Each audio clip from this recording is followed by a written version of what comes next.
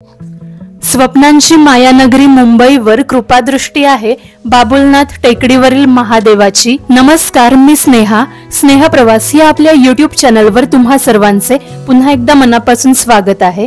सर्व शिवभक्त महाशिवरात्रीची आतुरतेने वाट पाहत आहेत। त्यानिमित्ताने आज मी तुम्हाला दर्शन घडवणार आहे मुंबईतील श्री बाबुलनाथ महादेव मंदिराचे। बाबुलनाथ मंदिरात पोहोचण्यासाठी मुंबई वेस्टर्न लाईन मधील चर्नी रोड स्टेशनला उतरून चालत 10 ते 15 मिनिटांत तुम्ही मंदिरात पोहोचू शकाल। मी बदलापूरला राहते। जर तुम्ही देखील माझ्याप्रमाणे मुंबई सेंट्रल लाईन मध्ये राहत असाल आणि तुम्हालाही दादरला उतरून ट्रेन चेंज करायचा मूड नसेल तर सरळ मुंबई सेंट्रल लाईन मधील छत्रपती शिवाजी महाराज टर्मिनसला उतरावे व भुयारी मार्ग पार करून स्टेशन बाहेर आल्यावर टॅक्सी पकडून गिरगाव चौपाटीचा क्लासिक व्ह्यू अनुभवत 15 मिनिटांत तुम्ही बाबुलनाथ मंदिरात पोहोचू शकता। टॅक्सीने मीटर प्रमाणे 80 रुपयांपर्यंत भाडे होते। आता आपण श्री बाबुलनाथ मंदिराजवळ पोहोचलो आहोत। हे आहे मंदिराचे मुख्य प्रवेशद्वार। प्रवेशद्वाराजवळच फुले, हार, नारळ असे पूजेचे सर्व साहित्य मिळते। या ठिकाणी बॅग चेक करून व सिक्युरिटी चेकिंग करून आत प्रवेश दिला जातो। आत येताच डाव्या बाजूला मला दिसले पक्ष्यांचे सुंदर फोटोज। त्यासमोरच आहेत गणपती बाप्पा। बाप्पाचे दर्शन घेऊन मी पुढे निघाले। वयस्कर नागरिकांसाठी मंदिरात पोहोचण्यासाठी गाडीची सोय या ठिकाणी आहे। मंदिरात पोहोचण्याचे 2 मार्ग आहेत। पहिला मार्ग म्हणजे 1 रुपयामध्ये लिफ्टने तुम्ही वरती मंदिरात पोहोचू शकता किंवा दुसरा मार्ग म्हणजे या 110 पायऱ्या चढून तुम्ही मंदिरात पोहोचू शकता। लास्ट टाइम मी जेव्हा या मंदिरात आले होते तेव्हा लिफ्टने गेलेले, पण मला हा पायऱ्यांचा मार्ग बघायचा होता, त्यामुळे यावेळी मी पायऱ्यांनी जायचे ठरवले। काही लोक प्रत्येक पायरीवर दिवे लावत चालले होते। कदाचित त्यांचं काही नवस असावा। जवळपास 50 पायऱ्या चढल्यावर मला दिसले एक सुंदर दृश्य। महादेवाचे अनेक फोटोज या ठिकाणी होते व हे महाराज या जागेवरच राहतात।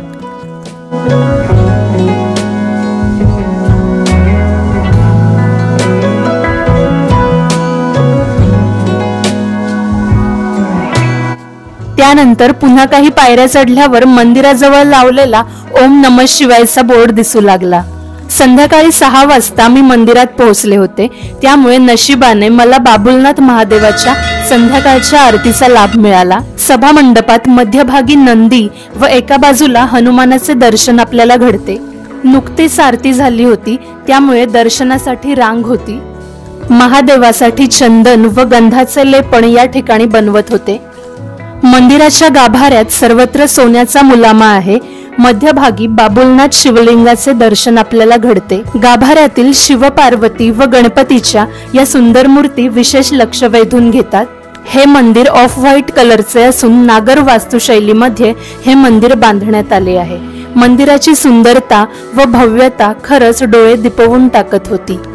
मुख्य मंदिराच्या गाभाऱ्यातून बाहेर येताच उजव्या बाजूला आपल्याला अनेक लहान लहान मंदिरांचे दर्शन घडते। सर्वप्रथम लहानशा बाप्पाच्या मूर्तीचे दर्शन घडते। त्यासमोरच मध्यभागी विराजमान झाले आहेत नंदी महाराज। नंदी समोर श्री काशी विश्वनाथ ज्योतिर्लिंगाची प्रतिकृती आहे। आत जाऊन आपण महादेवाचे दर्शन घेऊयात। आतमध्ये काशी विश्वनाथ महादेव व पार्वतीचे दर्शन आपल्याला घडते।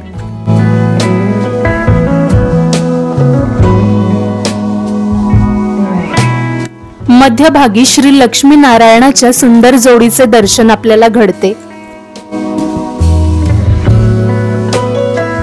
हे आहेत श्री गरुडजी। श्री कृष्णाच्या विराट स्वरूपाचे दर्शन देखील या ठिकाणी आपल्याला घडते। काळ्या पाषाणाची अतिशय सुंदर मूर्ती इथे आहे। अशा प्रकारे विविध देवदेवतांचे दर्शन आपल्याला बाबुलनाथ मंदिरात घडते। मंदिराचा आवार अतिशय प्रशस्त असून अनेक लोक या ठिकाणी महादेवाचे नामस्मरण करत बसलेले असतात। मुंबईतील दररोजच्या धावपळीच्या जीवनशैलीत शांतता व आल्हाददायक आध्यात्मिक वातावरणाचे लाभ घेण्यासाठी प्रत्येक मुंबईकराने एकदा तरी या बाबुलनाथ मंदिरात अवश्य दर्शन घ्यावे। या मंदिरातील शिवलिंग व मूर्ती मूळतः 12व्या शतकातील असून तत्कालीन राजा भीमदेव यांनी पवित्र केल्या होत्या, परंतु काळाच्या ओघात मंदिर जमिनीखाली गाडले गेले होते। 1700 ते 1780 च्या काळात शिवलिंग व मूर्ती पुन्हा शोधण्यात घेण्यात आल्या व 1780 साली इकडे एक मंदिर बांधून शिवलिंग व मूर्ती पुन्हा स्थापन करण्यात आल्या। 1890 साली या मंदिराचा विस्तार करून पूर्णपणे बांधण्यात आले। या मंदिराविषयी अशी मान्यता आहे की हे शिवलिंग बाभुळाच्या झाडाच्या सावलीत एका गुराख्याला दिसले होते, त्यामुळे या शिवलिंगाला व मंदिराला बाबुलनाथ हे नाव दिले गेले। या मंदिराचे कळस अतिशय सुंदर असून सर्वत्र रेखीव नक्षीकाम केलेले आहे व कळसाच्या मध्यभागी बाबुलनाथ महादेवाची मूर्ती आहे। मंदिराच्या आवारात एक लहानसे सुंदर हनुमानाचे मंदिर देखील आहे। महाशिवरात्रीला लाखो भाविक बाबुलनाथ मंदिरात दर्शनाला येतात। 8 मार्चला महाशिवरात्री आहे। महाशिवरात्रीच्या दर्शनाचे वेळापत्रक या ठिकाणी लावण्यात आले आहे। 8 मार्चला मध्यरात्री 12 ते रात्री 10 वाजेपर्यंत संपूर्ण दिवस दर्शन सुरू राहील। सकाळी 5 ते 6, दुपारी 12 ते 2 व संध्याकाळी 6 ते 6:30 ला आरती आहे व इतर माहिती व्हिडिओ पॉज करून तुम्ही वाचू शकता। या ठिकाणी चप्पल ठेवण्याची चांगली सोय आहे।